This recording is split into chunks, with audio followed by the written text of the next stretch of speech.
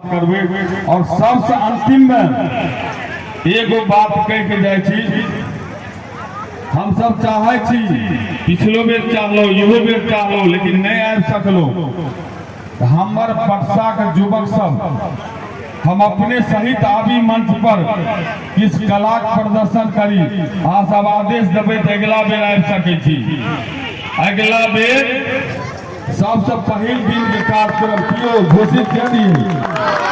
आप सब जोरदार ताली बजाबियो। नहीं ताली बजे जोरदार ताली बजाबियो। अगला बेर सबसे पहला दिन केकरो कार्यक्रम नहीं हेते और ओहि दिन परसा वाला कार्यक्रम हेते।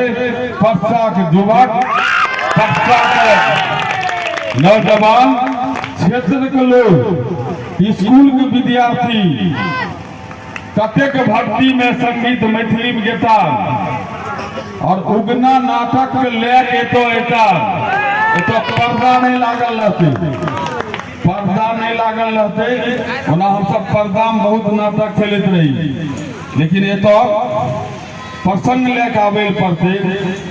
अगला बेर सबसे पहला दिन उगना नाटक हेते और परसा के लोग करता।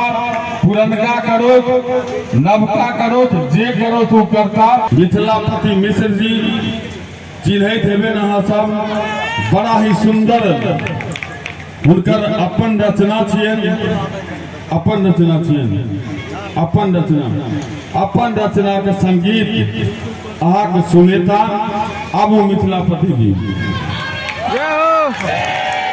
एक बेर हिनका स्वागत में सब आदमी खूब जोश ताली बजा दियो।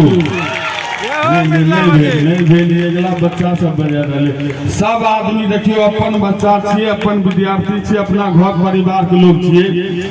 आ खुशबू मिश्रा ई फल्ला जी आबि रहलखिन और फल्ला जी अपन घर के बच्चा छिए। बहुत जोरदार हिसाब से अपन हिनकर रचना छिए ना, बहुत सुंदर गीत अहाँ सुनेता। आबे वाला समय में हम एक साल में सब स्कूल में कंपटीशन करेबे मैथिली संगीत के लिए।